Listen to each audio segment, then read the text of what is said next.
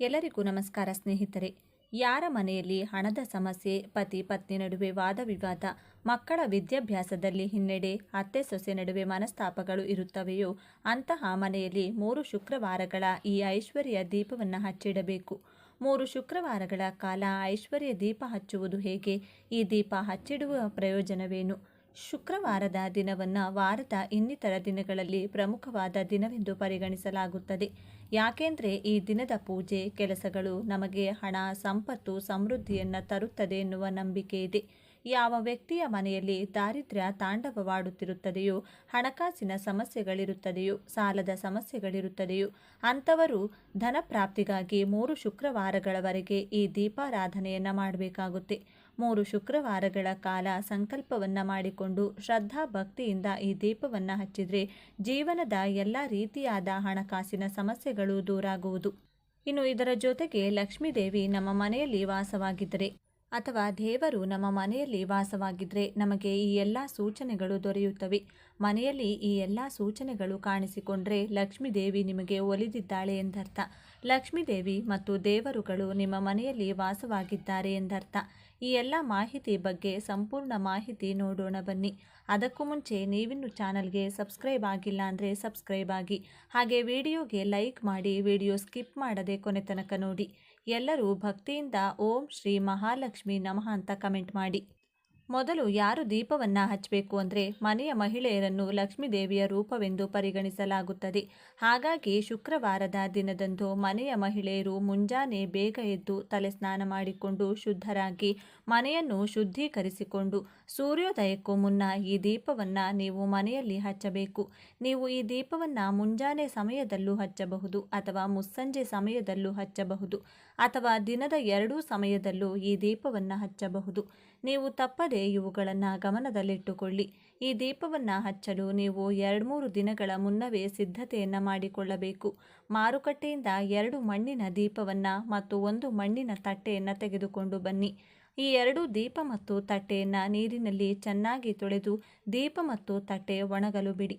ಅದರಲ್ಲಿ ಯಾವುದೇ ನೀರಿನ ಅಂಶ ಇರಬಾರದು. ದೀಪವಾಗಿರಬಹುದು ಅಥವಾ ತಟ್ಟೆಯಾಗಿರಬಹುದು, ತುಂಡಾಗಿರಬಾರದು ಅಥವಾ ಅದು ಯಾವುದೇ ಹಾನಿಗೆ ಒಳಗಾಗಿರಬಹುದು ಎಂಬುದನ್ನು ಗಮನದಲ್ಲಿಟ್ಟುಕೊಳ್ಳಿ. ಇನ್ನು ನೀವು ಈ ಮಣ್ಣಿನ ತಟ್ಟೆಗೆ ಇದನ್ನು ಹಚ್ಚಿ. ಶುಕ್ರವಾರದಂದು ದೀಪ ಹಚ್ಚುವ ಮುನ್ನ ಮಣ್ಣಿನ ತಟ್ಟೆಗೆ ಸಂಪೂರ್ಣವಾಗಿ ಅರಿಶಿನವನ್ನು ಹಚ್ಚಿ. ಎಲ್ಲಿಯೂ ತಟ್ಟೆ ಖಾಲಿ ಇರಬಾರದು. ಸಂಪೂರ್ಣವಾಗಿ ಅರಿಶಿನ ಲೇಪಿತವಾಗಿರಬೇಕು. ನಂತರ ಆ ಮಣ್ಣಿನ ತಟ್ಟೆಯಲ್ಲಿ ಕಲ್ಲುಪ್ಪನ್ನು ಹಾಕಿ. ಪುಡಿ ಉಪ್ಪನ್ನು ಬಳಸಬೇಡಿ. ಯಾಕೆಂದರೆ ಲಕ್ಷ್ಮೀದೇವಿಯು ಕಲ್ಲುಪ್ಪಿನಲ್ಲಿ ವಾಸವಾಗಿರುತ್ತಾಳೆ ಮತ್ತು ಅದು ಆಕೆಗೆ ಅತ್ಯಂತ ಪ್ರಿಯವಾದ ವಸ್ತುವಾಗಿದೆ ಎನ್ನುವ ನಂಬಿಕೆ ಇದೆ. ನಂತರ ಒಂದು ಮಣ್ಣಿನ ದೀಪಕ್ಕೆ ಅರಿಶಿನವನ್ನು ಸಂಪೂರ್ಣವಾಗಿ ಹಚ್ಚಿ ಹಾಗೂ ಕುಂಕುಮವನ್ನು ಹಚ್ಚಿ ಉಪ್ಪು ಹಾಕಿಟ್ಟ ತಟ್ಟೆಯ ಮೇಲೆ ಈ ದೀಪವನ್ನು ಇಟ್ಟು ಅದಕ್ಕೆ ಅಕ್ಷತೆಯನ್ನು ಹಾಕಿ ಅದರ ಮೇಲೆ ಅರಿಶಿನ ಹಚ್ಚಿದ ಇನ್ನೊಂದು ದೀಪವನ್ನು ಇಡಿ. ಈ ದೀಪಕ್ಕೂ ಕುಂಕುಮದ ಬೊಟ್ಟುಗಳನ್ನಿಡಿ.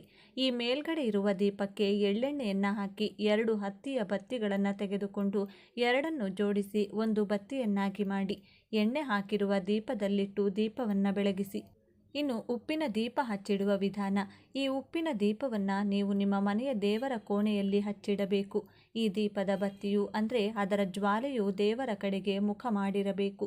ಈ ರೀತಿಯಾಗಿ ನೀವು ಉಪ್ಪಿನ ದೀಪವನ್ನು 3 ಶುಕ್ರವಾರಗಳ ಕಾಲ ಲಕ್ಷ್ಮೀದೇವಿಯ ಮುಂದೆ ಹಚ್ಚಿಡಬೇಕು. ನಂತರ ದೇವಿಯ ಬಳಿ ಹಣಕಾಸಿನ ಸಮಸ್ಯೆಗಳು ಬಾರದಂತೆ ಕಾಪಾಡಲು ಬೇಡಿಕೊಳ್ಳಿ.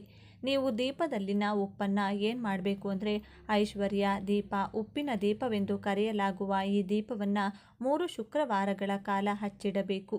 ಪ್ರತಿ ಶುಕ್ರವಾರ ನೀವು ಈ ದೀಪವನ್ನು ಹಚ್ಚಿದ ನಂತರ ಮರುದಿನ ಅಂದರೆ ಶನಿವಾರದ ದಿನದಂದು ಶುದ್ಧರಾಗಿ ದೀಪದಲ್ಲಿನ ಉಪ್ಪನ್ನು ತೆಗೆದು ಒಂದು ಪೇಪರ್ ಅಥವಾ ಡಬ್ಬ ಅಥವಾ ಯಾವುದೇ ಚೀಲದಲ್ಲಿ ಹಾಕಿ ಶುದ್ಧವಾದ ಸ್ಥಳದಲ್ಲಿ ಶೇಖರಿಸಿಟ್ಟುಕೊಳ್ಳಿ.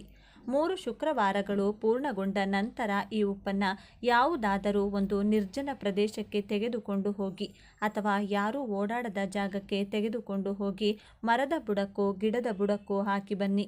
ಇನ್ನು ದೀಪ ಹಚ್ಚುವ ನಿಯಮಗಳು. ದೀಪ ಹಚ್ಚುವ ಮುನ್ನ ಸಂಕಲ್ಪವನ್ನು ತೆಗೆದುಕೊಂಡು ದೀಪ ಹಚ್ಚಿಡಬೇಕು. ಐಶ್ವರ್ಯ ದೀಪ ಹಚ್ಚಿದ ದಿನದಂದು ಮನೆಯಲ್ಲಿ ಮಾಂಸಾಹಾರ, ಮದ್ಯ ಇನ್ನಿತರ ಆಹಾರಗಳ ಸೇವನೆ ಮಾಡಬಾರದು. ಈ ದೀಪವನ್ನು ನೀವು 3, 5 ಅಥವಾ 9 ವಾರಗಳವರೆಗೂ ಮಾಡಬಹುದು. ಉಪ್ಪಿನ ದೀಪದ ಪ್ರಯೋಜನಗಳು. ಹಣಕಾಸಿನ ಸಮಸ್ಯೆ ನಿವಾರಣೆ. ಈ ದೀಪವು ಹಣಕಾಸಿನ ಸಮಸ್ಯೆಗಳನ್ನು ನಿವಾರಿಸಿ ಮನೆಯಲ್ಲಿ ಐಶ್ವರ್ಯವನ್ನು ಹೆಚ್ಚಿಸುತ್ತದೆ ಎನ್ನುವ ನಂಬಿಕೆ ಇದೆ. ಲಕ್ಷ್ಮಿ ಕಟಾಕ್ಷ. ಲಕ್ಷ್ಮೀ ದೇವಿಯ ಅನುಗ್ರಹ ಪಡೆಯಲು ಉಪ್ಪಿನ ದೀಪ ಹಚ್ಚಲಾಗುತ್ತದೆ. ಋಣಾತ್ಮಕ ಶಕ್ತಿಗಳ ನಿವಾರಣೆ.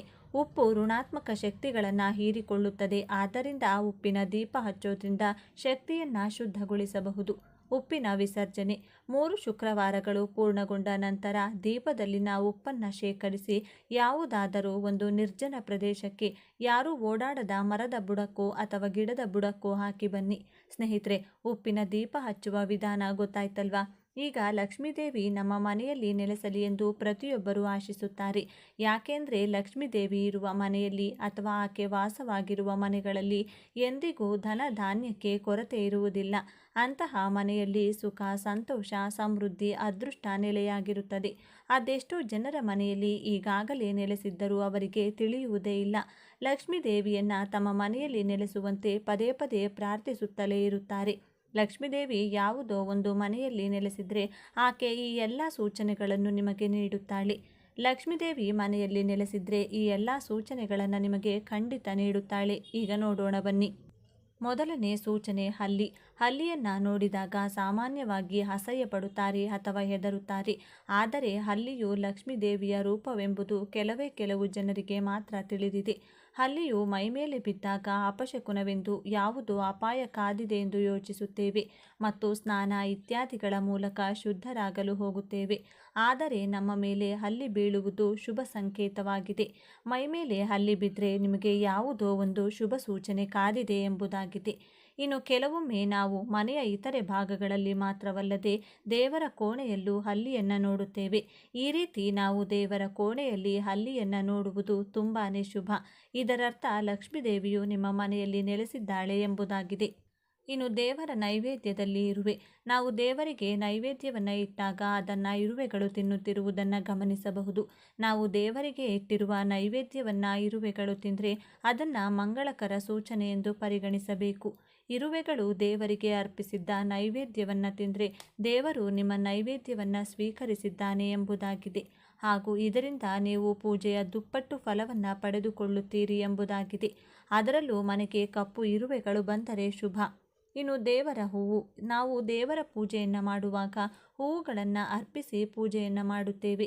ಈ ರೀತಿ ಪೂಜೆ ಮಾಡುವಾಗ ದೇವರಿಗೆ ಅರ್ಪಿಸಿದ ಹೂ ಆರತಿ ಮಾಡುವ ಸಮಯದಲ್ಲಿ ಕೆಳಗೆ ಬಿದ್ದರೆ ಅದು ನಿಮ್ಮ ಇಷ್ಟಾರ್ಥಗಳನ್ನು ದೇವರು ನೆರವೇರಿಸುತ್ತಾನೆ ಎಂಬುದರ ಸೂಚನೆಯಾಗಿದೆ. ಇಂತಹ ಹೂವನ್ನು ದೇವರ ಪ್ರಸಾದವಾಗಿ ಸ್ವೀಕರಿಸಬೇಕು. ದೇವರ ದೀಪದಿಂದ ಶಬ್ದಗಳು ಕೇಳಿ ಬಂದರೂ ಕೂಡ ದೇವರು ನೆಲೆಸಿದ್ದಾನೆ ಎಂಬುದರ ಸೂಚನೆಯಾಗಿದೆ. ಹಾವುಗಳ ಕನಸು. ಅದೆಷ್ಟೋ ಜನರಿಗೆ ಹಾವುಗಳು ಕನಸು ಅಂದರೆ ಕನಸಿನಲ್ಲಿ ಹಾವುಗಳು ಕಾಣಿಸಿಕೊಂಡಿರಬಹುದು. ಹಾವಿಗೆ ಸಂಬಂಧಿಸಿದ ಎಲ್ಲ ಕನಸುಗಳನ್ನು ಶುಭ ಕನಸುಗಳೆಂದು ಹೇಳಲು ಸಾಧ್ಯವಿಲ್ಲ. ದೇವರ ಆಶೀರ್ವಾದ ನಿಮ್ಮ ಮೇಲಿದ್ದರೆ, ಲಕ್ಷ್ಮೀ ದೇವಿ ನಿಮ್ಮ ಮನೆಯಲ್ಲಿ ನೆಲೆಸಿದರೆ ನಿಮಗೆ ನಾಗರ ಹಾವುಗಳ ಕನಸು ಬೀಳುತ್ತದೆ. ಅದೇ ದೇವರ ಆಶೀರ್ವಾದದಿಂದ ಶ್ರೀಮಂತರಾಗುವುದಾದರೆ ಬಿಳಿ ಬಣ್ಣದ ಹಾವು ಕನಸಿನಲ್ಲಿ ಕಾಣಿಸಿಕೊಳ್ಳುತ್ತದೆ. ಕನಸಿನಲ್ಲಿ ದೇವರು ನಿಧಿ ಕಾಣಿಸಿಕೊಳ್ಳುವುದು ಕೂಡ ದೇವರ ವಾಸಸ್ಥಾನವೆಂದು ಹೇಳಲಾಗುತ್ತದೆ. ಕಾಗೆಗಳು. ಮನೆಯಲ್ಲಿ ಪದೇ ಪದೇ ಹಾಲು ಉಕ್ಕುವುದು ಕೂಡ ಲಕ್ಷ್ಮೀದೇವಿ ನಿಮ್ಮ ಮನೆಯಲ್ಲಿ ನೆಲೆಸಿದ್ದಾಳೆ ಎಂಬುದರ ಸಂಕೇತ. ಇನ್ನು ಕಾಗೆಗಳನ್ನು ನಾವು ಪಿತೃಗಳ ರೂಪವೆಂದು ಹೇಳುತ್ತೇವೆ. ಕಾಗೆಗಳಿಗೂ ದೇವರಿಗೂ ಸಂಬಂಧವಿದೆ. ಪ್ರತಿನಿತ್ಯ ನಿಮ್ಮ ಮನೆಯ ಬಾಗಿಲಿಗೆ ಕಾಗೆಗಳು ಬರುತ್ತಿದ್ರೆ ನಿಮಗೆ ದೇವಾನುದೇವತೆಗಳ ಆಶೀರ್ವಾದ ದೊರೆತಿದೆ ಎಂದರ್ಥ. ಗೆಜ್ಜೆ ಸದ್ದು.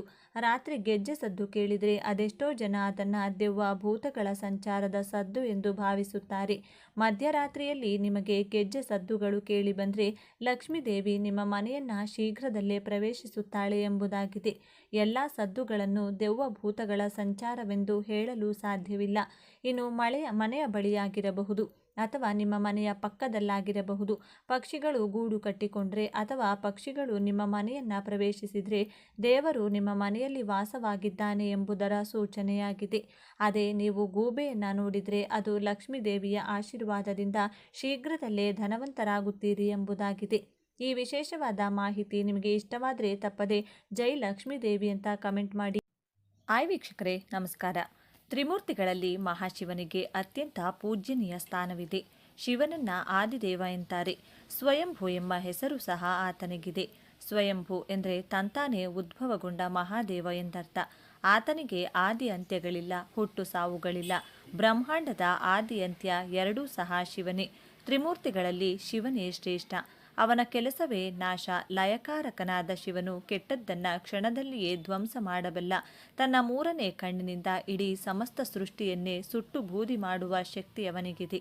ಶಿವ ಕರುಣಾಶೀಲ, ಭಕ್ತ ಪರಾಧೀನ, ನಿರಾಡಂಬರ ವ್ಯಕ್ತಿ, ಸರಳ ಸಜ್ಜನ, ಮಹಾಜ್ಞಾನಿ, ಸ್ಮಶಾನವಾಸಿ. ಹೀಗೆ ಶಿವನನ್ನ ಎಷ್ಟು ವರ್ಣಿಸಿದರೂ ಸಹ ಸಾಲದು. ಪುರಾಣದಲ್ಲಿ ಶಿವನ ವರ್ಣನೆಗೆಂದೇ ಸಹಸ್ರಾರು ಶ್ಲೋಕಗಳಿದೆ. ಪುರಾಣವೇ ಅವನ ಗುಣಗಾನಕ್ಕಾಗಿ ರಚಿಸಲಾಗಿದೆ. ಶಿವ ಎಂಬ ಹೆಸರಿನ ಮೊದಲ ಉಲ್ಲೇಖ ನಮ್ಮಲ್ಲಿ ಬರುವುದು ಕ್ರಿಸ್ತಪೂರ್ವದಿಂದ 1700ರ ನಡುವೆ ರಚಿತವಾದ ಋಗ್ವೇದದಲ್ಲಿ. ಅವನ ಪ್ರಾಚೀನ ಆಕೃತಿಯ ಚಿತ್ರಣವಿರುವ ಮುದ್ರೆಯು ಮೊದಲು ಪತ್ತೆಯಾಗಿದ್ದು ಹರಪ್ಪ, ಮೆಹಂಜೋದೊರದ ಉತ್ಖನನಗಳ ಪಳಿಕೆಯಲ್ಲಿ. ಈ ಮುದ್ರೆಯು ಬಳಪದ ಕಲ್ಲಿನಲ್ಲಿ ತಯಾರಿಸಿದ್ದು. ಈ ಮುದ್ರೆಯನ್ನು ಪಶುಪತಿ ಮುದ್ರೆ ಅಂತ ಹೆಸರಿಸಿದ್ದಾರೆ. ಶಿವನನ್ನ ನಾನಾ ಹೆಸರುಗಳಿಂದ ಕರೆಯಲಾಗುತ್ತದೆ. ಪುರಾಣಗಳಲ್ಲಿ ಅವನ ಒಟ್ಟು 64 ಸ್ವರೂಪಗಳ ಬಗ್ಗೆ ವಿವರವಿದೆ. ಈ ಒಂದೊಂದು ರೂಪದ ಹಿಂದೆ ಒಂದೊಂದು ಅರ್ಥ ಹಾಗೂ ಹಿನ್ನೆಲೆ ಇದೆ. ಇವತ್ತಿನ ಈ ವಿಡಿಯೋದಲ್ಲಿ ಶಿವನ 10 ಪ್ರಮುಖ ಸ್ವರೂಪಗಳ ಬಗ್ಗೆ ಹಾಗೂ ಆ ಹೆಸರುಗಳ ಅರ್ಥ ಹಾಗೂ ಹಿನ್ನೆಲೆಯ ಬಗ್ಗೆ ತಿಳಿಯೋಣ. ಇವುಗಳನ್ನು ಶಿವನ ಅವತಾರಗಳೆಂದು ಸಹ ಕರೆಯುತ್ತಾರೆ. ಮೊದಲನೆಯದ್ದು ನಂದಿ ಅಥವಾ ನಂದೀಶ್ವರ. ಇದು ಶಿವನ ಅವತಾರಗಳಲ್ಲಿ ಒಂದು. ಶಿವ ನಂದೀಶ್ವರನಾದುದರ ಹಿಂದೆ ಅದರದ್ದೇ ಆದ ಕಥೆ ಇದೆ. ಈ ಹಿಂದೆ ಶಿಲಾದಮುನಿ ಎಂಬಾತ ಅತಿ ದೊಡ್ಡ ಶಿವಭಕ್ತನಾಗಿದ್ದ. ಒಮ್ಮೆ ಶಿವನ ಕುರಿತು ಅವನು ಅಖಂಡ ತಪಸ್ಸನ್ನಾಚರಿಸಿ ಅವನ ಭಕ್ತಿಗೆ ಮೆಚ್ಚಿದ. ಶಿವನು ಅವನಿಗೆ ಚಿರಂಜೀವಿಯಾದ ಮಗನನ್ನ ಕರುಣಿಸಿದ. ಅವನ ಮಗನಾಗಿ ತಾನೇ ನಂದಿ ಎಂಬ ಹೆಸರಿನಲ್ಲಿ ಜನಿಸಿದ. ಶಿವನು ತನ್ನ ಭಕ್ತನ ಕೋರಿಕೆಯನ್ನ ತಾನೇ ಅವನ ಮಗನ ರೂಪದಲ್ಲಿ ಜನಿಸುವ ಮೂಲಕ ಈಡೇರಿಸಿದ್ದ. ನಂದಿಯು ಶಕ್ತಿ ಹಾಗೂ ಭಕ್ತಿಯ ಪ್ರತೀಕ. ಪ್ರತಿಯೊಂದು ಶಿವನ ದೇಗುಲದಲ್ಲಿಯೂ ಸಹ ಲಿಂಗದ ಎದುರಿಗೆ ಮಲಗಿದ ನಂದಿ ಇರುತ್ತದೆ. ಇದರ ಮಾನವ ಸ್ವರೂಪವೇ ನಂದಿಕೇಶ್ವರ. 4 ಕೈಗಳಿರುವ ನಂದಿಯ 2 ಕೈಗಳು ಮಡಚಿಕೊಂಡಿದ್ರೆ ಇನ್ನೆರಡು, ಒಂದರಲ್ಲಿ ಕೊಡಲಿ ಹಾಗೂ ಇನ್ನೊಂದರಲ್ಲಿ ಸಾರಂಗಗಳಿರುತ್ತವೆ. ಶಿವನ ಆವಾಸ ಸ್ಥಾನವಾದ ಕೈಲಾಸ ಕಣಿವೆಯ ದ್ವಾರಪಾಲಕನಾಗಿ ನಂದಿಗೆ ಶಾಶ್ವತವಾದ ಕೆಲಸವಿದೆ. ಸದಾಶಿವನ ಸನ್ನಿಧಿಯಲ್ಲಿರುವ ನಂದಿಯು ಸದಾಕಾಲ ಮಹಾದೇವನನ್ನ ಸುತ್ತಿಸುತ್ತಾ ಶಿವನ ಮುಂದೆ ಮಂಡಿಯೂರಿ ವಿನಮ್ರ ಭಾವದಿಂದ ಕುಳಿತಿರುತ್ತದೆ. ಪ್ರತಿ ಶಿವನ ಭಕ್ತರಲ್ಲೂ ಸಹ ಇರಬೇಕಾದ ಶರಣಾಗತ ಭಾವ ಹಾಗೂ ಭಕ್ತಿಯ ತದ್ಯಾತ್ಮ ಭಾವದ ಸಂಕೇತವಿದು. ನಾವು ಶಿವನ ಬಳಿ ಏನಾದರೂ ಕೋರಿಕೆ ತಿಳಿಸಬೇಕೆಂದರೆ ಮೊದಲು ಅದನ್ನು ನಂದಿಯ ಕಿವಿಯಲ್ಲಿ ಹೇಳಿ ಅವನ ಮೂಲಕ ಶಿವನಿಗೆ ಅದನ್ನು ಮುಟ್ಟಿಸುವ ಪರಂಪರೆ ದೇಶದ ಎಲ್ಲ ಶಿವ ಮಂದಿರಗಳಲ್ಲೂ ಸಹ ರೂಢಿಯಲ್ಲಿರುವ ಪದ್ಧತಿ. ಎರಡನೆಯದ್ದು ವೀರಭದ್ರ. ಇದು ಶಿವನ ಭಯಂಕರ ಸ್ವರೂಪ ಕೋಪಗಳಲ್ಲೊಂದು. ಶಿವ ಕೋಪದಲ್ಲಿದ್ದಾಗ ಅವನ ಜಟೆಯಿಂದ ಉರುಳಿದ ಅಥವಾ ಕೀಳಲ್ಪಟ್ಟ ಕೂದಲಿನಿಂದ ವೀರಭದ್ರನ ಜನನವಾಯಿತು. ಒಮ್ಮೆ ದಕ್ಷನು ತನ್ನ ಅರಮನೆಯಲ್ಲಿ ಯಜ್ಞ ಆಯೋಜಿಸುತ್ತಾನೆ. ಯಜ್ಞಕ್ಕೆ ಬಂದ ತನ್ನ ಮಗಳಾದ ಸತಿಗೆ ತನ್ನ ಪತಿಯಾದ ಶಿವನ ವಿಚಾರವಾಗಿ ದಕ್ಷನು ಅವಮಾನಿಸುತ್ತಾನೆ. ಇದರಿಂದ ತನ್ನ ಪ್ರಭುವಿಗೆ ಆದ ಅವಮಾನವನ್ನು ಒಪ್ಪಿಕೊಳ್ಳಲು ಸತಿಗೆ ಸಾಧ್ಯವಾಗಲಿಲ್ಲ. ಕೋಪಗೊಂಡ ಸತಿಯು ತಾನು ಈಗ ನನ್ನ ದೇಹವನ್ನು ತ್ಯಜಿಸುತ್ತಿದ್ದೇನೆ ಎಂದು ಹೇಳುತ್ತಾ ಯಜ್ಞದ ಬೆಂಕಿಗೆ ಹಾರಿ ತನ್ನ ಪ್ರಾಣವನ್ನು ಕಳೆದುಕೊಳ್ಳುತ್ತಾಳೆ.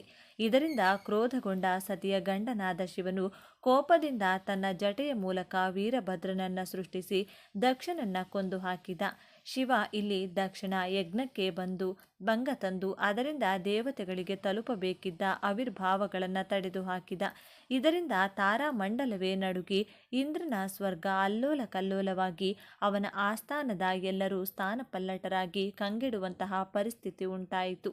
ಶಿವನು ತನ್ನ ಅಂಶದಲ್ಲಿ ಒಂದಾದ ವೀರಭದ್ರನನ್ನ ಹಲವು ಯುದ್ಧಗಳಿಗೂ ಸಹ ತನ್ನ ಬದಲಿಗೆ ಕಳುಹಿಸಿಕೊಟ್ಟಿದ್ದುಂಟು. ಗಣೇಶನ ರಂಪಾಟ ನಡೆದಾಗ ನರಸಿಂಹನ ಕೋಪ ತಣ್ಣಗಾಗದೆ ಹೋದಾಗ ಶಿವನು ತನ್ನ ಗಣಾಧಿಪತಿಗಳಲ್ಲಿ ಮುಖ್ಯನಾದ ವೀರಭದ್ರನನ್ನ ಪರಿಸ್ಥಿತಿಯ ಶಾಂತಗೊಳಿಸುವಿಕೆಗೆ ಕಳುಹಿಸಿದ ಉದಾಹರಣೆಗಳಿದೆ. ಅನೇಕ ಕಡೆ ವೀರಭದ್ರನನ್ನ ಆರಾಧನೆ ಮಾಡಲಾಗುತ್ತದೆ. ವೀರಭದ್ರ ಸ್ವಾಮಿಯ ಸಾಕಷ್ಟು ಗುಡಿಗಳು ಸಹ ನಮ್ಮಲ್ಲಿದ್ದು ವೀರಭದ್ರೇಶ್ವರ ಜಾತ್ರೆಯೂ ಸಹ ನಡೆಯುತ್ತದೆ. ಇನ್ನು ಮೂರನೆಯದ್ದು ಭೈರವ. ಇದು ಸಹ ಶಿವನ ರುದ್ರ ಭೀಕರ ಸ್ವರೂಪಗಳಲ್ಲೊಂದು. ಈ ಅವತಾರದ ಹಿಂದೆಯೂ ಸಹ ಒಂದು ಕಥೆ ಇದೆ. ಒಮ್ಮೆ ಬ್ರಹ್ಮ ಮತ್ತು ವಿಷ್ಣು ನಮ್ಮಿಬ್ಬರಲ್ಲಿ ಯಾರು ಶ್ರೇಷ್ಠ ಎನ್ನುವ ಚರ್ಚೆಗೆ ಒಳಗಾಗುತ್ತಾರೆ. ಇವರಿಬ್ಬರ ನಡುವಿನ ದ್ವಂದ್ವತೆಯನ್ನು ನಿವಾರಿಸಲು ಶಿವನು ಬ್ರಹ್ಮಾಂಡವನ್ನ ಮೀರಿ ವಿಸ್ತರಿಸಿದ ಬೆಳಕಿನ ಭರತ್ ಸ್ತಂಭವಾಗಿ ಹೊರಹೊಮ್ಮಿದನು. ಈ ಕಂಬದ ಅಂತ್ಯವನ್ನ ಯಾರು ಮೊದಲು ನೋಡುತ್ತಾರೋ ಅವರೇ ಅತ್ಯಂತ ಪ್ರಭಾವಶಾಲಿ ಎಂದು ಶಿವನು ಷರತ್ತನ್ನು ನೀಡುತ್ತಾನೆ. ಆದರೆ ವಿಷ್ಣುವಿಗೆ ಅಂತ್ಯವನ್ನ ಹುಡುಕಲು ಸಾಧ್ಯ, ಅಂತ್ಯವಾಗುವುದಿಲ್ಲ. ಇನ್ನೊಂದೆಡೆ ಬ್ರಹ್ಮದೇವನಿಗೂ ಕೂಡ ಸ್ತಂಭದ ಅಂತ್ಯವು ಸಿಗುವುದಿಲ್ಲ. ಬ್ರಹ್ಮನು ನಾನು ಸ್ತಂಭದ ಅಂತ್ಯವನ್ನು ನೋಡಿದ್ದೇನೆ, ನಾನೇ ಶ್ರೇಷ್ಠನೆಂದು ಹೇಳಿಕೊಳ್ಳಲು ಪ್ರಾರಂಭಿಸುತ್ತಾನೆ. ಬ್ರಹ್ಮನ ಸುಳ್ಳು ನುಡಿಗಳನ್ನು ಕೇಳಿದ ಶಿವನು ಕೋಪಗೊಂಡು ತನ್ನ ಮೂರನೇ ಕಣ್ಣಿನಿಂದ ಭೈರವನನ್ನು ಸೃಷ್ಟಿಸುತ್ತಾನೆ. ಈ ಉಗ್ರ ರೂಪದಲ್ಲಿದ್ದ ಭೈರವನು ಬ್ರಹ್ಮನ 5ನೇ ತಲೆಯನ್ನು ಕತ್ತರಿಸುತ್ತಾನೆ. ನಂತರ ಬ್ರಹ್ಮನು ತಾನು ಹೇಳಿದ ಸುಳ್ಳಿಗೆ ಪ್ರಾಯಶ್ಚಿತ್ತವನ್ನು ಕೋರಿದನು. ಆದರೆ ಇದರಿಂದ ಶಿವನಿಗೆ ಬ್ರಹ್ಮ ಹತ್ಯಾದೋಷದ ಆರೋಪ ಬಂದು ಅದರ ತಪ್ಪಿಗಾಗಿ ಅವನ ಬ್ರಹ್ಮನ ಕಪಾಲ ಹಿಡಿದು 12 ವರ್ಷಗಳ ಕಾಲ ತ್ರಿಲೋಕ ಸಂಚಾರ ಮಾಡುತ್ತಾ ಭಿಕ್ಷಾಟನೆ ಮಾಡಿಕೊಂಡು ಅಲೆದಾಡಬೇಕಾದ ಅನಿವಾರ್ಯತೆ ಉಂಟಾಯಿತು. ಭೈರವ ಅಥವಾ ಕಾಲಭೈರವನ ಈ ಸ್ವರೂಪವು ಭೂಲೋಕದಲ್ಲಿ ಶಿವನ ಒಟ್ಟು 52 ಶಕ್ತಿ ಪೀಠಗಳಲ್ಲಿ ಒಂದೆಂದು ಹೆಸರಾಗಿದೆ. ಭೈರವನು ದುಷ್ಟರ ಸುಳ್ಳು, ನೆಗೆಟಿವಿಟಿ, ಅಪ್ರಾಮಾಣಿಕತೆ, ದುರಹಂಕಾರ ಹಾಗೂ ಅಸಹನೆಗಳ ವಿನಾಶಕ ಎಂದು ಪುರಾಣಗಳಲ್ಲಿ ವಿವರಣೆ ಇದೆ. ಭೈರವನನ್ನ ಭಕ್ತಿಯಿಂದ ಪೂಜೆ ಮಾಡಿದರೆ ಸತ್ರ ಸಂಹಾರವಾಗಿ ಜೀವನದಲ್ಲಿ ಎಲ್ಲ ಬಗೆಯ ಯಶಸ್ಸು, ಸುಖ, ಸಂತೋಷಗಳು ಲಭ್ಯವಾಗುತ್ತವೆ ಎಂಬ ನಂಬಿಕೆ ಇದೆ. 4ನೇಯದು ಅಶ್ವತ್ಥಾಮ ಅವತಾರ. ಇದು ಮಹಾಭಾರತದ ಪಾತ್ರವಾದರೂ ಸಹ ಶಿವನ ಶಕ್ತಿವಂತ ಅವತಾರಗಳಲ್ಲಿ ಒಂದು. ಈ ಅವತಾರಕ್ಕೂ ಹಾಗೂ ಶಿವನಿಗೂ ಏನು ಸಂಬಂಧ ಎನ್ನುವುದಾದರೆ ಇದರ ಹಿನ್ನೆಲೆಯು ಮಂದಾರ ಪರ್ವತವನ್ನು ಸುರನರರು ಕಡಿಯುವ ಸಮಯದಲ್ಲಿ ಬರುತ್ತದೆ. ಆಗ ಉಕ್ಕಿ ಬಂದ ಹಾಲಾಹಲವನ್ನು ಶಿವನು ಕಡಿದು ನೀಲಕಂಠನಾದ. ಅಶ್ವತ್ಥಾಮ ಅವತಾರ ಜನನವಾಗುತ್ತದೆ. ಅಶ್ವತ್ಥಾಮನನ್ನ ಕ್ಷತ್ರಿಯ ಧ್ವಂಸಕ ಎಂದು ಕರೆಯಲಾಗುತ್ತದೆ. ಅಶ್ವತ್ಥಾಮನನ್ನ ಸಹ ವಿಷಪುರುಷನೆಂದು ಕೆಲವು ಕಡೆ ಬರೆಯಲಾಗಿದೆ. ಪುರಾಣಗಳಲ್ಲಿ ಬರುವ ಒಟ್ಟು 8 ಜನ ಚಿರಂಜೀವಿಗಳಲ್ಲಿ ಅಶ್ವತ್ಥಾಮ ಸಹ ಒಬ್ಬ. 5ನೇಯದ್ದು ಶರಭಾವತಾರ. ಶಿವನ ಈ ಅವತಾರದ ಬಗ್ಗೆ ಅನೇಕರಿಗೆ ಬಹುಶಃ ತಿಳಿದಿರಲಾರದು. ಇದು ಶಿವನ ಭೀಭತ್ಸ್ಯ ಅವತಾರಗಳಲ್ಲಿ ಒಂದು. ಅರ್ಧ ಸಿಂಹ ಹಾಗೂ ಇನ್ನರ್ಧ ಪಕ್ಷಿಯ ರೂಪದಲ್ಲಿರುವ ವಿಚಿತ್ರ ಅವತಾರದ ಹಿಂದೆ ಒಂದು ರೋಚಕ ಹಿನ್ನೆಲೆ ಇದೆ. ನಿಮಗೆಲ್ಲ ನರಸಿಂಹನ ಅವತಾರದ ಬಗ್ಗೆ ಗೊತ್ತಿದೆ. ಶ್ರೀಮಾನ್ ಮಹಾವಿಷ್ಣುವಿನ ರಾಕ್ಷಸನಾದ ಹಿರಣ್ಯಕಶ್ಯಪುವನ್ನು ನಾಶ ಮಾಡಲು ಎತ್ತಿದ ಅವತಾರ ಇದು. ನರಸಿಂಹನು ಹಿರಣ್ಯನನ್ನು ನಾಶ ಮಾಡಿದ ನಂತರವೂ ಸಹ ಎಷ್ಟೋ ಹೊತ್ತು ಶಾಂತ ಸ್ಥಿತಿಗೆ ಮರಳಲೇ ಇಲ್ಲ. ಅವನ ಉಗ್ರ ಸ್ವರೂಪದಿಂದ ಸೃಷ್ಟಿಯೇ ಅಲ್ಲೋಲ ಕಲ್ಲೋಲವಾಗುತ್ತಿತ್ತು. ಇದರಿಂದ ಕಂಗೆಟ್ಟ ದೇವತೆಗಳು ಅವನನ್ನು ಸಂತಹಿಸಲು ಪ್ರಯತ್ನಿಸಿ ಸೋತರು. ಅವನ ಉಗ್ರರೂಪ ನೋಡಿ ಯಾರಿಗೂ ಅವನ ಹತ್ತಿರಕ್ಕೂ ಸಹ ಹೋಗಲಾಗಲಿಲ್ಲ. ಆಗ ವಿಷ್ಣುವಿನ ಮಡದಿಯಾದ ಲಕ್ಷ್ಮಿಯ ಬಳಿ ಹೋದ ಅವರು ತನ್ನ ಪತಿಯನ್ನ ಶಾಂತನಾಗುವಂತೆ ಮಾಡಲು ಆಕೆಯನ್ನ ಕೇಳಿಕೊಂಡರು. ಆದರೆ ಆಕೆಗೂ ಸಹ ನರಸಿಂಹನ ಹತ್ತಿರ ಹೋಗಲು ಭಯವಾಯಿತು. ನರಸಿಂಹನು ಯಾರ ಮಾತನ್ನ ಸಹ ಕೇಳದೆ ಹೋದಾಗ ಅವರೆಲ್ಲ ಶಿವನ ಬಳಿ ಹೋಗಿ ಮೊರೆಹಿಡುತ್ತಾರೆ. ಆಗ ಶಿವನು ತನ್ನ ಸ್ವರೂಪಗಳಲ್ಲೊಂದಾದ ವೀರಭದ್ರನನ್ನ ಅಲ್ಲಿಗೆ ಕಳಿಸಿ ನರಸಿಂಹನ ಕೋಪ ತಣ್ಣಗೆ ಮಾಡುವಂತೆ ಹೇಳಿದ. ಆದರೆ ತನ್ನ ಬಳಿಗೆ ಬಂದ ವೀರಭದ್ರನನ್ನೇ ನರಸಿಂಹನು ಸಂಹರಿಸಿದ. ಇದರಿಂದ ಕುಪಿತನಾದ ಶಿವನು ತಾನೇ ಸ್ವತಃ ಶರಭಾವತಾರಿ ತೆರಳಿ ಕೆರಳಿದ್ದ ನರಸಿಂಹನನ್ನ ಸಂಹಾರ ಮಾಡಿದ. ಶರಭಾನಿಗೆ ಒಟ್ಟು 30 ಕೈಗಳಿದ್ದು 8 ಕಾಲುಗಳಿದ್ದವು. ಒಂದೊಂದು ಕೈಗಳಲ್ಲೂ ಸಹ ಅವನು ಒಂದೊಂದು ಆಯುಧ ಹಿಡಿದು ಶರಭಾನು ನರಸಿಂಹನಿಗಿಂತಲೂ ಸಹ ಶಕ್ತಿವಂತನೆಂದು ಹಲವಾರು ಕಡೆ ನಂಬಲಾಗಿದೆ. ತಮಿಳುನಾಡು, ಆಂಧ್ರ ಹಾಗೂ ಕರ್ನಾಟಕದ ಕೆಲವು ಕಡೆ ಶರಭಾನ ದೇಗುಲಗಳು ಸಹ ಇದೆ. ಈ ಅವತಾರವನ್ನ ಪೂಜೆ ಮಾಡಿದರೆ ಅದರಿಂದ ಶಕ್ತಿ ಸಂಪನ್ನನಾಗಿ ಅದೃಷ್ಟ ಹಾಗೂ ಯಶಸ್ಸು ದೊರೆತು ಜೀವನದ ಎಲ್ಲ ನಕಾರಾತ್ಮಕತೆ ಸಹ ದೂರವಾಗುತ್ತದೆಂಬ ನಂಬಿಕೆ ಇದೆ. 6ನೇಯದ್ದು ಪಶುಪತಿ. ಮಾನವ ಚರಿತ್ರೆಯಲ್ಲಿ ಬರುವ ಶಿವನ ಮೊದಲ ಸ್ವರೂಪ ಇದು. ಇಲ್ಲಿನ 4-5 ವರ್ಷಗಳಿಗೂ ಹಿಂದೆ ಹರಪ್ಪ ಸಂಸ್ಕೃತಿಯ ಜನ ಶಿವನನ್ನ ಪಶುಪತಿಯ ರೂಪದಲ್ಲಿ ಆರಾಧಿಸುತ್ತಿದ್ದ ಬಗ್ಗೆ ಸ್ಪಷ್ಟ ದಾಖಲೆಗಳಿವೆ. ಶಿವನು ನಂದಿಯ ಮೇಲೆ ಅರ್ಧ ಪದ್ಮಾಸನ ಹಾಕಿ ಕುಳಿತ ಚಿತ್ರಗಳಿರುವ ನಾಣ್ಯಗಳು, ಕಲ್ಲಿನ ಚೂರುಗಳು ಅಲ್ಲಿ ಸಿಕ್ಕಿವೆ. ಅವರಿಗೆ ಶಿವನ ಬಗ್ಗೆ ಹಾಗೂ ಅವನ ಈ ರೂಪದ ಬಗ್ಗೆ ಹೇಳಿದ್ದು ಯಾರು? ಈ ಜನಕ್ಕೆ ಇದರ ಬಗ್ಗೆ ಯಾವ ಮೂಲದಿಂದ ತಿಳಿದಿತ್ತೆಂಬ ಬಗ್ಗೆ ತಜ್ಞರಲ್ಲಿ ಒಮ್ಮತವಿಲ್ಲ. ಬಹುಶಃ ಜನ ಶಿವನನ್ನ ಮೊಟ್ಟಮೊದಲು ಇದೇ ರೂಪದಲ್ಲಿ ಆರಾಧಿಸಿದ್ದಿರಬಹುದು. ಶಿವನ ಈ ರೂಪವು ಭಾರತ ಮಾತ್ರವಲ್ಲದೆ ನೇಪಾಳ, ಇಂಡೋನೇಷ್ಯಾ, ಮಲೇಷಿಯಾ, ಬಾಲಿ ಮೊದಲಾದ ಕಡೆ ಪೂಜಿಸಲ್ಪಡುತ್ತಿದೆ. ಪಶುಪತಿ ಎಂದರೆ ಸಕಲ ಜೀವರಾಶಿಗಳ ಒಡೆಯ ಎಂದರ್ಥ. ನೇಪಾಳದ ಕಠ್ಮಂಡುವಿನಲ್ಲಿ ಪಶುಪತಿನಾಥನ ಮಂದಿರವಿದೆ. ಮಹಾಭಾರತದಲ್ಲಿ ಶಿವನಿಂದ ಅರ್ಜುನನಿಗೆ ವರದ ರೂಪದಲ್ಲಿ ಸಿಕ್ಕ ಮಹಾಶಕ್ತಿಶಾಲಿ ಅಸ್ತ್ರ ತ್ರಿನೇತ್ರ ತನ್ನ ಉರಿಗಣ್ಣು ತೆರೆದಾಗ ಜನಿಸಿದ ಅವತಾರವೇ ರುದ್ರಾವತಾರ ಎಂದು ಹೇಳುತ್ತಾರೆ. ಶಿವನು ಮಸಣವಾಸಿಯಾದ್ದರಿಂದ ಮೈಕೈಗೆಲ್ಲ ಬೂದಿ ಭಸ್ಮ ಬಳಿದುಕೊಂಡು ತಿರುಗುತ್ತಾನೆ. ಈ ಅವತಾರವೇ ರುದ್ರಾವತಾರ. ಇದು ದುಷ್ಟನಾಶದ ಸಂಕೇತ. 11 ಜನ ರುದ್ರರ ಬಗ್ಗೆ ಉಲ್ಲೇಖ ಬರುತ್ತದೆ.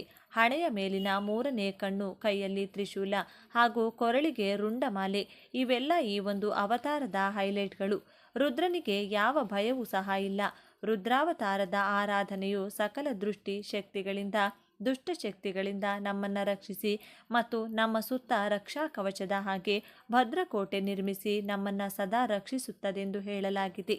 8ನೇಯದ್ದು ಅಘೋರ. ಇದು ಶಿವನ 5 ಮುಖಗಳಲ್ಲಿ ಒಂದು. ಅಘೋರ ಎಂದರೆ ಭಯರಹಿತ ಅಥವಾ ಭಯವಿಲ್ಲದ್ದು ಎಂದು.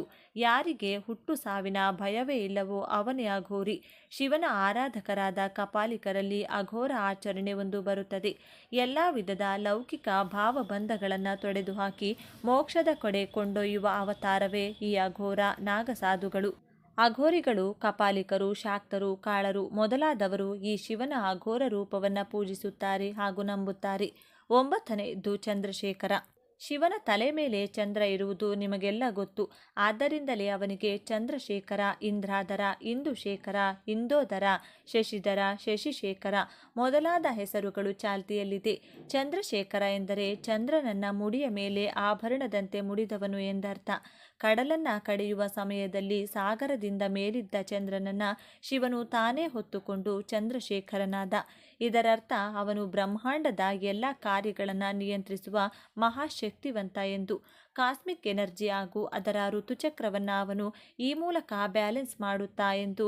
ಇನ್ನೊಂದು ವರದಿಯ ಪ್ರಕಾರ ಶಿವನು ತನ್ನನ್ನು ತಾನು ತಾಪದಿಂದ ಕೂಲ್ ಮಾಡಿಕೊಳ್ಳಲು ಚಂದ್ರನನ್ನ ತಲೆಯ ಮೇಲಿರಿಸಿಕೊಂಡ ಎಂದು ಸಹ ಹೇಳಲಾಗುತ್ತದೆ. ಇದು ದೇಹ ಹಾಗೂ ಮನಸ್ಸುಗಳೆರಡರ ಸಮಾನ ನಿಯಂತ್ರಣಗಳನ್ನು ಸೂಚಿಸುತ್ತದೆ. 10ನೇಯದ್ದು ಗಂಗಾಧರ. ಉಕ್ಕಿ ಬಂದ ಗಂಗೆಯನ್ನ ಶಿವ ತನ್ನ ಜಟೆಯಿಂದಲೇ ಹಿಡಿದು ಕೂರಿಸಿಕೊಂಡ. ಯಾವಾಗ ಭಗೀರಥ ಮುನಿಯು ತನ್ನ ತಪೋಶಕ್ತಿಯಿಂದ ಗಂಗೆಯನ್ನ ಭೂಮಿಗೆ ಕರೆದನು, ಪ್ರವಾಹದೋಪಾದಿಯಲ್ಲಿ ಉಕ್ಕಿ ಹರಿದ ಅವಳನ್ನು ನಿಯಂತ್ರಿಸಲು ಯಾರಿಂದಲೂ ಸಾಧ್ಯವಾಗಲಿಲ್ಲ. ಆಗ ಎಲ್ಲರೂ ಶಿವನ ಬಳಿ ಬಂದು ಆಗುವ ಸೃಷ್ಟಿ ವಿಕೋಪಗಳನ್ನು ತಡೆಯಲು ಕೇಳಿಕೊಂಡಾಗ ಅವನ ಮೊರೆ ಆಲಿಸಿದ ಅವನು ತಕ್ಷಣವೇ ತನ್ನ ಜಟೆ ಬಿಚ್ಚಿ ಹರಿದು ಬಂದ ಗಂಗೆಯನ್ನ ಅದರ ಒಡಲಲ್ಲಿ ಬಿಗಿಯಾಗಿ ಹಿಡಿದು ಪ್ರಮಾದ ತಪ್ಪಿಸಿ ಅವತ್ತಿನಿಂದ ಗಂಗಾಧರನೆಂದು ಹೆಸರುವಾಸಿಯಾದ. ಇವಲ್ಲದೆ ಇವನ ಇನ್ನು 16 ಸ್ವರೂಪಗಳಿದೆ. ವಿಶ್ವದಾದ್ಯಂತ ಶಿವನನ್ನ ಈ ಎಲ್ಲ ರೂಪಗಳಲ್ಲೂ ಸಹ ಜನ ಭಕ್ತಿಯಿಂದ ಆರಾಧನೆ ಮಾಡುತ್ತಾರೆ. ಈ ಎಲ್ಲ ಅವತಾರಗಳು ವಿಭಿನ್ನವೇ ಆದರೂ ಅವುಗಳಿಗೆಲ್ಲ ಬೇಕಿರುವುದು ಅಚಲವಾದ ನಿಸ್ವಾರ್ಥ ಭಕ್ತಿ ಮಾತ್ರ. ಯಾರಲ್ಲಿ ನಿಶ್ಚಲವಾದ ಭಕ್ತಿ ಇರುತ್ತದೋ ಶಿವ ಆ ಕ್ಷಣವೇ ಅವರಿಗೆಲ್ಲರಿಗೂ ವಶವಾಗುತ್ತಾನೆ. ಇದೇ ಆ ಮಹಾದೇವನ ವಿಶಿಷ್ಟತೆ. ಇದಿಷ್ಟು ಈ ವಿಡಿಯೋದಲ್ಲಿ ಹೇಳಬಹುದಾದ ವಿವರಣೆ. ನೀವು ಕೂಡ ಶಿವಭಕ್ತರಾಗಿದ್ದರೆ ಕಮೆಂಟ್ ಮಾಡಿ. ಮತ್ತೊಂದು ವಿಡಿಯೋದಲ್ಲಿ ಸಿಗೋಣ. ಅಲ್ಲಿಯವರೆಗೂ ನಮಸ್ಕಾರ. ಎಲ್ಲರೂ ಭಕ್ತಿಯಿಂದ ಓಂ ನಮಃ ಶಿವಾಯ ಎಂದು ಕಮೆಂಟ್ ಮಾಡಿ. ಧನ್ಯವಾದಗಳು.